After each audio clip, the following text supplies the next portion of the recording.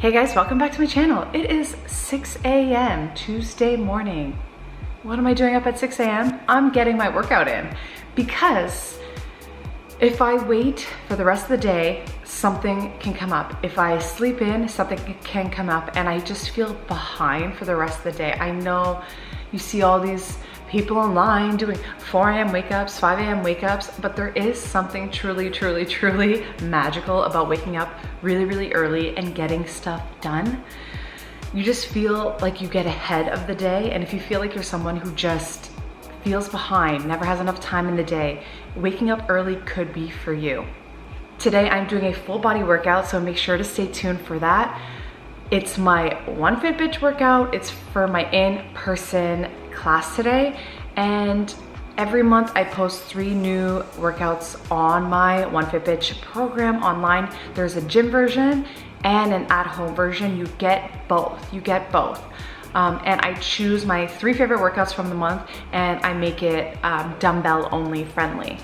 If you've ever been interested in waking up early morning, let me tell you, my most successful times in my life when it comes to workouts, when it comes to crushing goals, has been when I've woken up early. The reason why it's so successful is because there's no other distractions. It's not like you can get a text from somebody saying, I wanna hang out, or you're not focusing on work yet, you're not thinking about supper yet, you're not exhausted from your work day. When you wake up and you just take the time to work out, there's really a lot less things that can interrupt you from getting your workout in. So that's what I love it. Like, it's dark out. There's like, I don't feel like I'm missing out on sunshine, because that's a big one for me. If you want to become a morning person, I'll tell you what works for me, so maybe it'll work for you.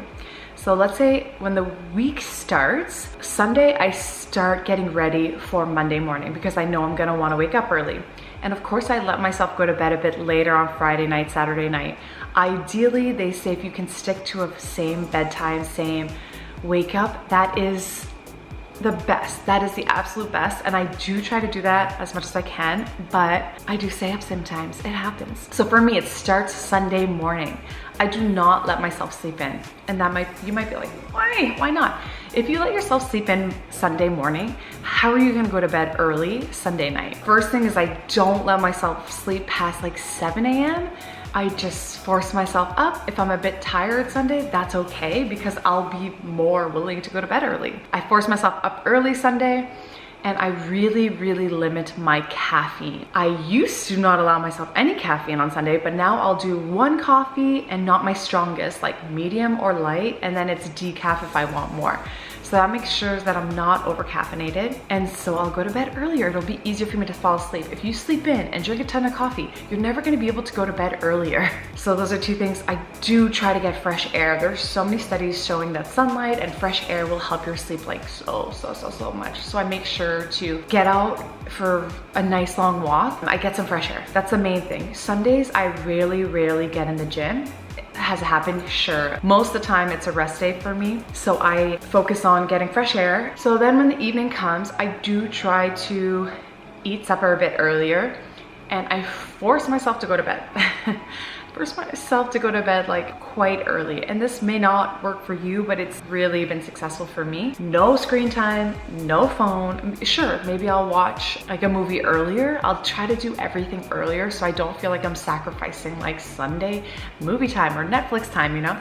So maybe at 6 p.m. we start our movie and I'm done at 7:30 and I go to bed. I go to bed and I only read. I read until I get put asleep. The other thing I do is I will take a melatonin. Usually I just take half a melatonin. You don't need much, and I don't abuse it. I take it once in a while because sometimes the stress of trying to fall asleep kind of wakes you up. You're like, fall asleep. Especially when you're trying to switch up a routine. Getting to sleep earlier is like, yeah, I can't sleep. I'm gonna be tired tomorrow. So that's what I do. I take a little melatonin and I read. And reading for me, like, it actually does put me to sleep. It's hard for me to read for more than an hour. Like, that never happens. I fall asleep. I fall asleep early, and I set my alarm for nothing crazy Monday morning, maybe 6:30, 6 a.m., something like that. I don't want it to be too drastic of a change from Sunday morning. So if you slept until 10 a.m., waking up at 6 a.m. will feel like you give yourself jet lag when you do that. Like you really will feel horrible. So it needs to be like within an hour, you know, something like that. Anything more than that legit feels like jet lag. Like think about when we do time change and it's like an hour different, how hard that feels for some people. Maybe some people don't. I definitely feel that. So you have to pay attention. You can't stay up super late and then sleep in super late and then think you're gonna feel good trying to switch to an early bedtime. It needs to be quite consistent. So I will wake up Monday morning. It's probably the hardest day for me, and probably because if I was a little bit more strict with my bedtime on the weekends, I would do a bit better here. But I'll wake up Monday mornings and it's the hardest day for me to wake up early, but I get up. Am I always successful getting my workout in Monday morning? No. But I get up and maybe I go downstairs and I read or I journal and I just stay awake. I think step one is staying awake. This may take you a week to get used to. For me, it's a day because I've been doing it for so long and I'm pretty close to that wake up time on the weekends. You may not get your workout in, but maybe you got your journaling in, maybe you do some dishes, maybe you go for a walk, you do something easy. Waking up, like day one, you're not gonna wake up and be like, yeah, I feel great, I'm ready to go crush a workout. It's gonna take some time for your body to adjust. And the other thing is I am very strict with how much caffeine I drink later in the day. So I try to not take any caffeine after 12. And even before then, like I'm pretty strict. I'll switch to decaf and I try not to have too much dark chocolate or anything before bedtime. I try not to go to bed with my stomach being too full because that'll affect my sleep as well. And then day two, like Monday night, I'm pretty tired because I forced myself up, I worked, I can fall asleep quite easily, like way easier than Sunday. I don't take a melatonin and I naturally, for me, wake up quite early. Like this morning I woke up at 5, sometimes it's 5:30. But I still set my alarm for 6. But I'm ahead of the game today, which is what I like. If I want to continue this up, I could set my alarm for 5:30 or 5 and kind of become more and more of an early person if that's what I wanted. You know, so give yourself a few days, give yourself grace, because in time, like you'll get there. So maybe if you want to start going to the gym early, maybe you just need to get there day one and maybe you only get 15 minutes in. Maybe you walk on the treadmill, maybe you just do stretches, but getting there, like getting into that routine, you know, by day 3, 4, you'll be crushing it, I promise. The other thing I do is I try to pick out my clothes the night before because I don't want to do that at 5 a.m. Turn all the lights on. I have my workout planned. That is recipe for success because if I wake up in the morning and I'm drinking my coffee and I'm trying to decide what to do, having a plan is ideal. Like right now, I already know what I'm gonna do, full body workout. I think you're gonna love it. I chose an outfit that I'm gonna be comfortable in and I don't overthink it, and then we get going. I'm gonna show you guys my full body workout. I hope you enjoy it. Let me know what your struggles have been if you're trying to become a morning person. I will give you some tips on how to overcome that. And maybe it's not 6 a.m. for you. Maybe you go to work for 9, so like waking up at 7 would be more than enough time. Like I find that people who are the most successful get their workouts in before work, because after work, something can come up. You can be hungry, you can be tired, there can be something going on. And in the summer, who wants to go to the gym when the sun is shining? When the sun is shining and you want to go home and barbecue. So you need to come up with a time that doesn't get interfered with so much. Lunchtime, if you can ask your work to maybe take a longer lunch, there's so many fitness classes that happen at lunchtime. Or if you can just have the discipline to go to the gym yourself at lunch is a great time, because what else are you gonna do? What else are you gonna do? All right, let's go get our workout in. All right, so here I'm starting with heavy forward alternating lunges. Of course, I am super well warmed up. You want to even start body weight and then slowly go up in weight. This is actually my final set. I did 3 sets and I went up in weight every single time. I'm keeping my knee wide in line with the outside part of my foot, keeping my chest up and sinking low. I'm controlling the descent. So as I go down, I'm resisting gravity and really bracing my core and pushing, powering back as much as I can. So I was feeling good today and I went heavy AF. You will see that I pushed myself, and weight training done properly, done hard enough, you're gonna get cardio benefits from there. So you're gonna see throughout the workout that I am short of breath, but I'm making sure to do everything controlled because I am always focusing on building muscle, because that is what is going to boost your metabolism. And doing something like a forward lunge works your legs, your bum, your core, your arms, and working everything.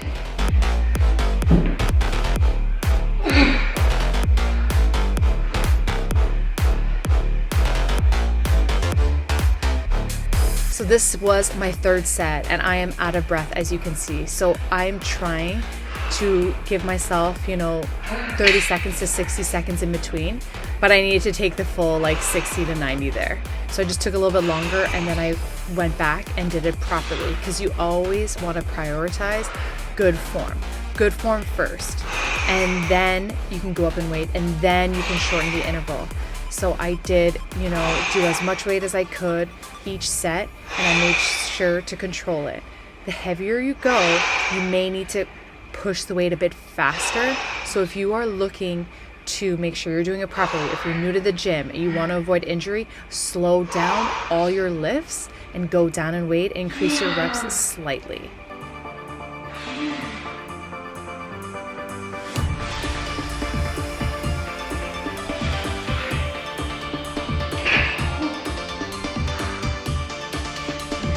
In my gym program for OneFitB, I encourage you to go up in weight each set. So you start off, at a comfortable weight, and then as you get warmed up, as you get into the workout, you're doing less reps for more weight. That's a way I love to train. It just feels really good, feels safe.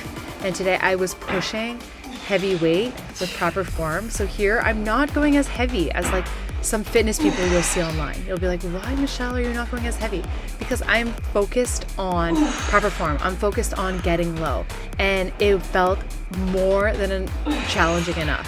You want to make sure that your knees stay wide here, your low back and your full back stays on the hack squat. You're staying on the heels, you're pushing in the heels if you can, and squeezing the glutes from the bottom up. This is such a good full body move. Squats and lunges and deadlifts, they are so underrated. If you are looking to overall build muscle, you need to include these types of leg moves.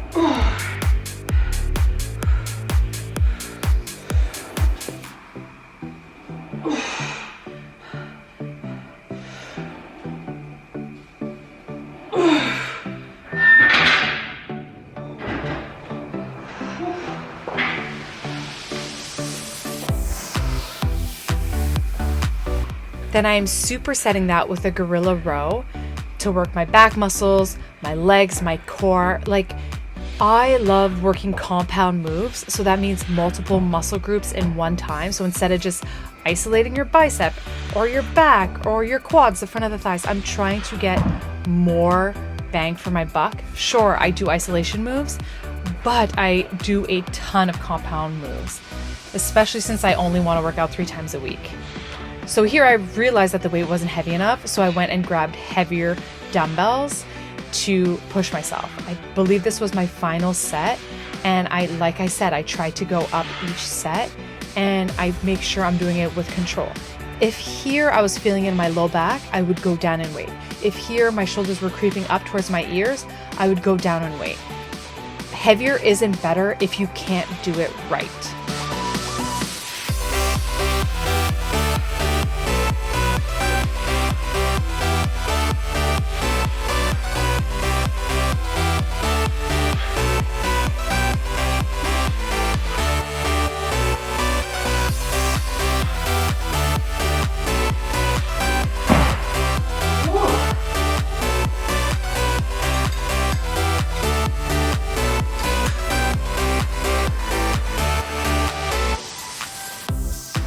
And next I'm doing kneeling hip thrusts, which is one of my new favorites. And if you don't have something like this at your gym or at home, you can just use a really heavy band and slow it down and up your reps. You could do 25 to 50 reps if you're doing it with a band. Here, I don't want it to be quite as depleting as the lunges and as the hack squat, but I am trying to really target the glutes. So I'm keeping my back straight and thinking about tucking my bum in, but keeping my core pulled in as well. So I'm really trying to hold the squeeze right there. Hold the squeeze. So I'm thinking of pulling both butt cheeks towards each other and really squeezing. If you want to grow more muscle, you need to learn how to squeeze, engage your muscle. And one of my favorite tricks is to hold it at the squeeze. If you hold the move at the squeeze, you'll get a much better mind to muscle connection, and in time, you'll be able to do it without that pause. But the pause does create more time under tension, and more time under tension gives you more muscle, and more muscle gives you higher metabolism, and a higher metabolism makes you leaner. And then I'm supersetting that with a chest press with a bar and a leg raise. So I'm working my chest, my shoulders, my triceps, and my core. Here, I'm making sure to keep my back on the bench. If your back arches at all, you need to do one leg at a time or not lower the legs yet if your core is not strong enough. But I also love this move because, we're working multiple muscle groups at one time. This is a tough workout. I like doing hard things. I'm making sure also not to let my shoulders creep up close to my ears. When I'm going into the gym, I want to make sure I get a good workout. I don't want to just work on my biceps and my triceps and my shoulders and just isolation moves. I want to challenge myself so I don't need to be in there every single day. Really, 3 workouts a week is all you need to hit your fitness goals.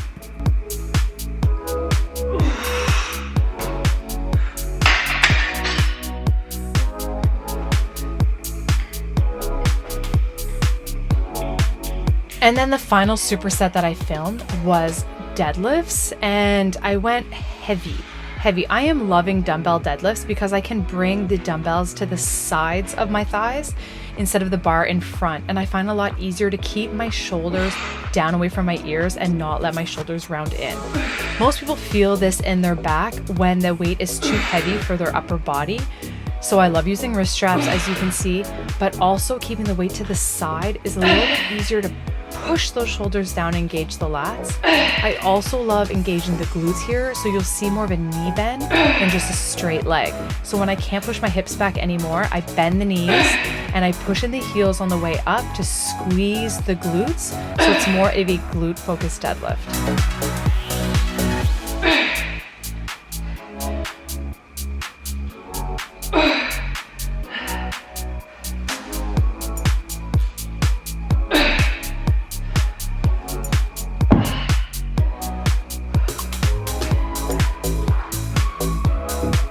And finally, I am finishing off with a slow bent over fly. Most people go way too heavy on these. And to be honest, I probably could have gone even a bit lighter today, but when you get those endorphins, sometimes you just push it, and I was feeling that. Not every workout is gonna be like that, but if you want to see good results in the gym, you need to at least have one of these a week. I'd say one really high intense workout per week, maybe one medium, one low. But you can't have all low intensity workouts and expect to see muscle gain. So here I'm keeping the shoulders down away from the ears, my elbows are slightly bent, and I'm flying out. Arms are thinking of reaching the sides of the room and controlling up and down, keeping the back straight. This is a great exercise to keep the shoulders healthy and to improve your posture.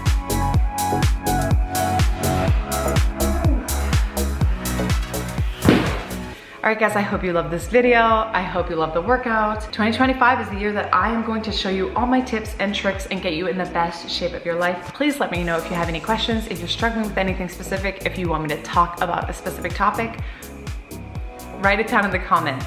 Write it down in the comments. I appreciate all the comments, all the likes, all the shares so much. It makes it really easy for me to keep doing these when I see all your support. If you want to train with me, remember my OneFitB program is linked below in the comments. All right, see you next week in a new video. Bye.